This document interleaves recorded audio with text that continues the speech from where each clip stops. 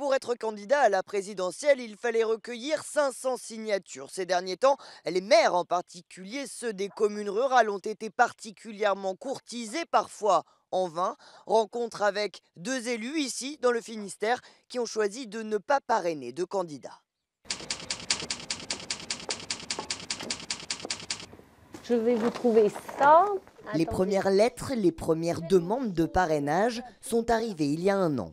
On a un petit peu de tout. François Fillon, Mélenchon, Jean-Luc Mélenchon. Ah bah ici, Emmanuel Macron également. Une trentaine de courriers sans compter les mails. Pourtant, depuis qu'elle est maire, elle n'a jamais donné son parrainage. Élue sans étiquette, elle ne veut pas prendre parti. Celui qui ne trouve pas assez de parrainage, malheureusement, voilà, ou ça ne tient pas la route, ou le programme n'est pas bon, ou voilà quoi. Bonjour. Ce jour-là, elle va informer les habitants d'un exercice à venir des pompiers. Le terrain, c'est son quotidien et elle trouve les candidats trop éloignés de la réalité. On a aussi bien un chien ramassé sur la route pour assurer la sécurité. Un maire, il fait tout, quoi. Il faut s'adapter à toutes les situations.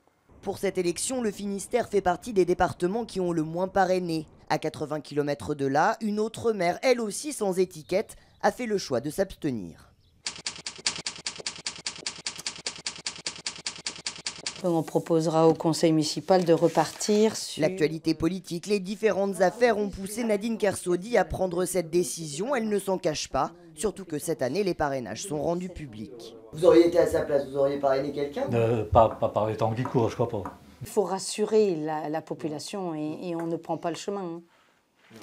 On a une campagne qui est délétère, détestable, tout ce qu'on peut utiliser comme mot, c'est vrai.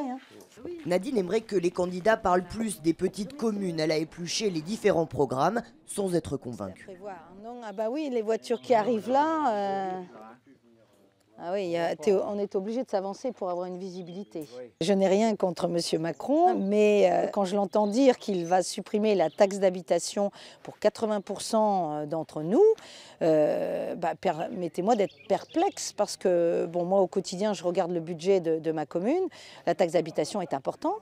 Après avoir été dragués pendant des mois, ces maires ruraux craignent qu'une fois élu, le nouveau président ne les oublie et que les promesses de campagne restent sans lendemain.